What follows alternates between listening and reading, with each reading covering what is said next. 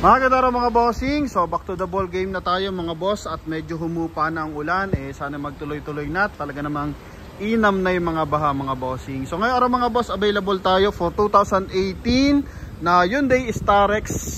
Yan, automatic transmission. So sa naghahanap dyan ng van, automatic transmission, ito mga boss, available tayo ha.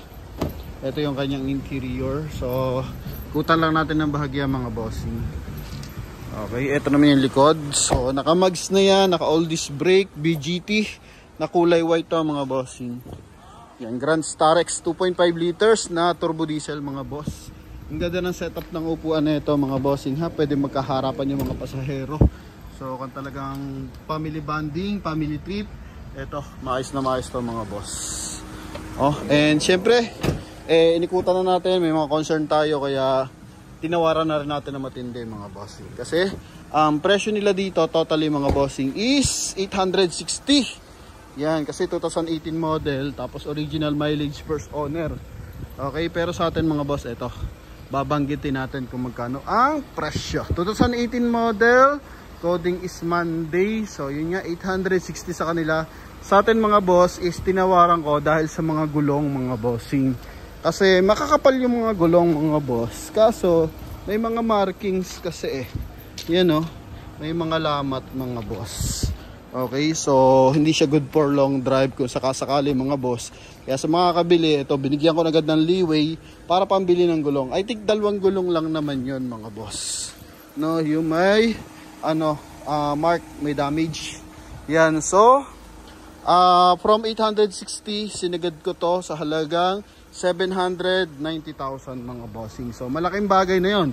Para if in case bili mo man is 4 na bagong gulong, malaki yung leeway mo sa pricing. So discount tayo ng 70,000 from 860 to 790 kasama yung transfer of ownership mga boss. Then pagdating naman dito sa front area, yung kanyang headlight tsaka fog light mga bossing, maayos na maayos to. Yan, so walang basag, walang gas-gas, naka-chrome grill. So although to mga bossing, hindi pa siya ganun kakintab kasi hindi pa to na-detail. No, pero 100% hindi to binaha mga boss ha. Kasi nung nakaraan pa to, bago pa magbagyuhan, nandito na to sa atin. Hindi lang maharap sa detail mga boss kasi nga ulan ang ulan mga bossing, no? Yan, so may gas-gas lang ng bahagya dito sa front area. Yun lang, pero sa bumper, eto, may magkakaunting gas-gas lang, pero pinaka major dyan yung gulong lang mga boss. Then maayos ang transmission, maayos ang aircon nito mga boss. Okay, then maayos ang handling at saka yung engine mga boss. Ito yung kanyang door panel, beige ang interior mga boss ha. Ito, pasok tayo sa loob. Original mileage nito, ito mga boss, 77,000. Ito mga boss, 77,000 yan. So power fold yung kanyang side mirror mga boss. Yan. Ano lang natin itong bagya. Ito mga boss. Okay, then yan naman yung kanyang power fold. Power adjust tayo mga boss. Check mo natin yung ating window. Okay, so goods. Yan mga boss. Okay, hindi sa kabilang side. So yung pang-adjust natin dito mga boss, yung button. Okay, sa window, ito ganda ng door panel mga boss leather, walang punit yung mga leather nya mga boss. Yung dashboard, okay, naka 2 din audio system na rin to mga boss. Sa camera, so parang wala siyang reverse parking camera, so wala nga mga boss ha.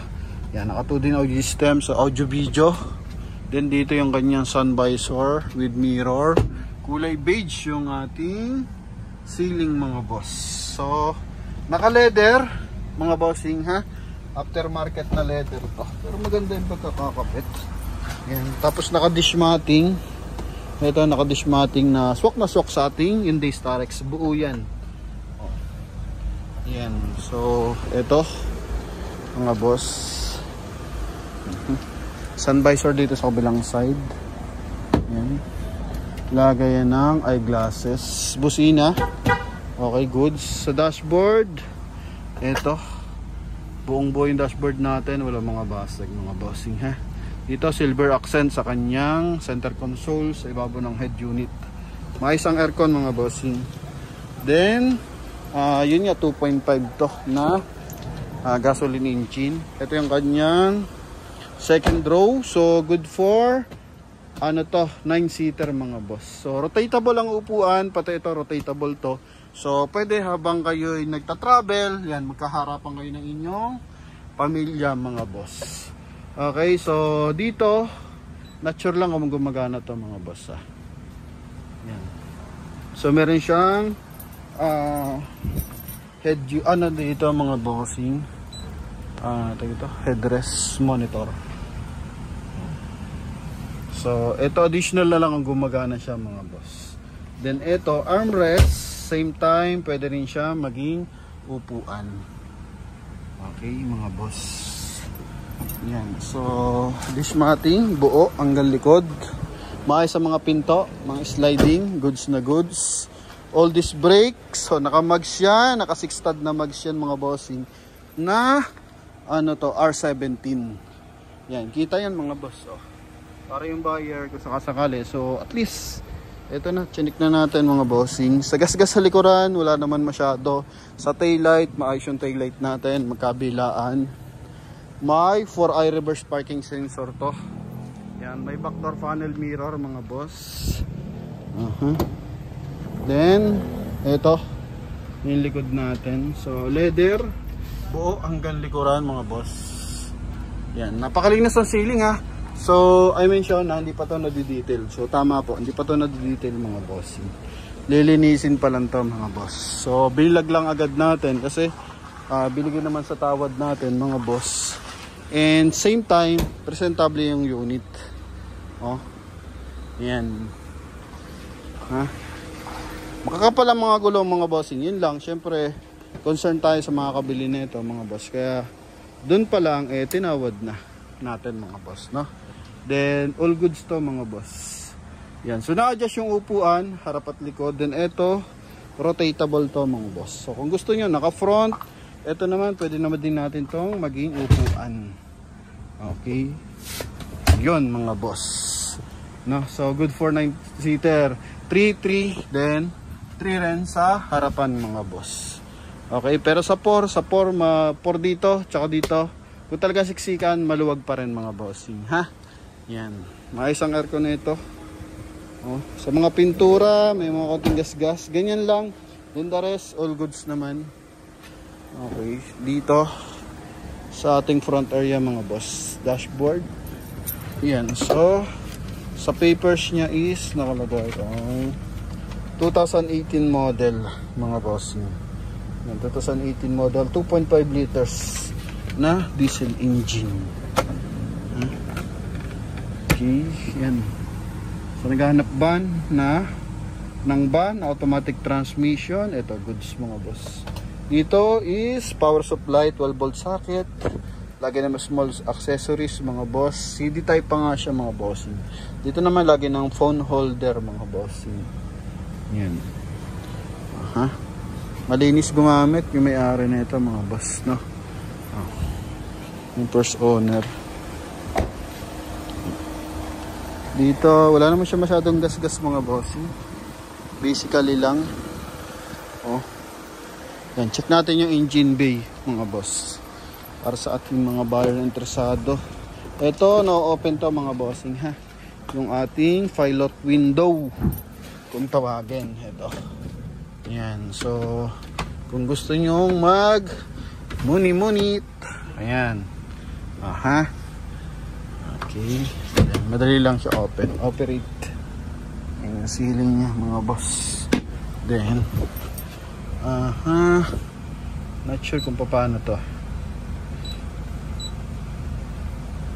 Okay yun. So gumagana pa siya mga bossing.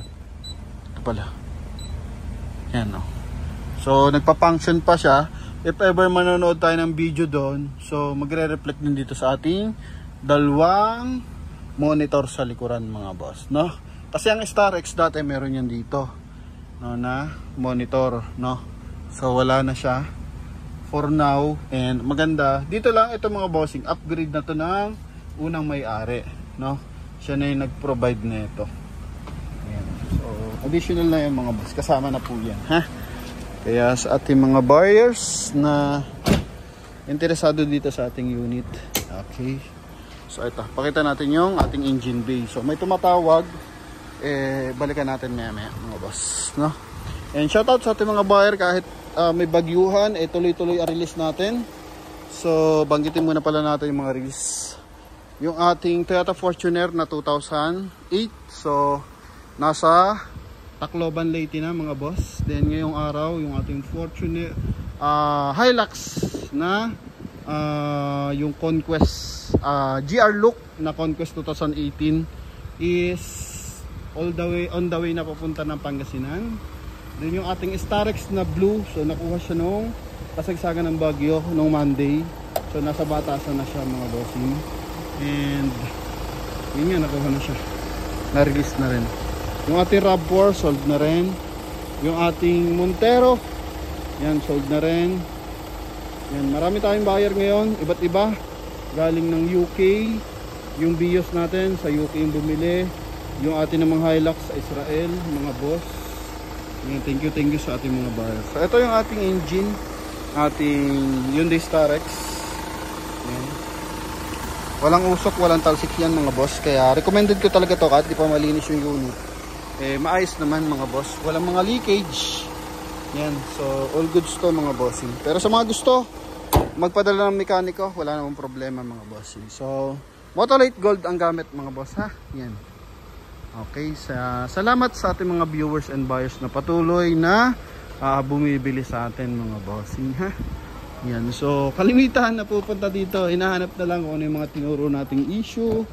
Yan, then yung ating Innova pala mga bossing, buyer natin na galing Singapore. Yan, so paglapag nila ng airport mga boss is yun na yung service nila pa uwi mga bossing. So pwede naman yun, binayaran nila before sila lumapag ng Pilipinas kasi Saturday. Pero kung dala nyo naman cash galing ibang bansa, pwede rin yun mga bossing, no?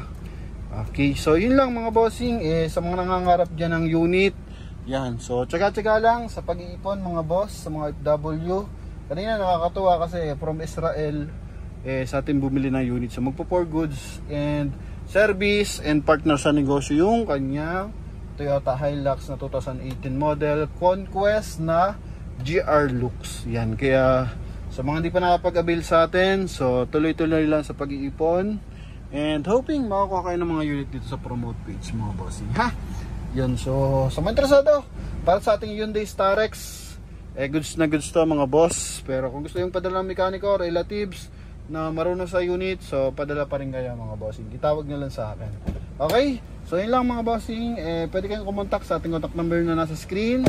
Connected yan ng Viber and WhatsApp. Connected yan sa GCash. Kung magre-reserve kayo, dyan lang yung ating payment mga bossing of reservation. Okay, so yun lang mga bossing. Thank you very much. God bless. So comment mo naman kung saan bansa mo to napapanood mga bossing. And sa mga nasalanta ng Baguio, ano talaga mga bossing, kailangan nating bumangon para sa panibagong bukas mga boss, no?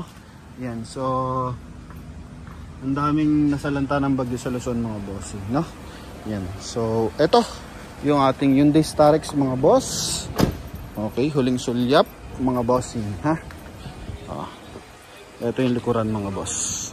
So thank you very much sa ating mga buyers and viewers. God bless, bye bye.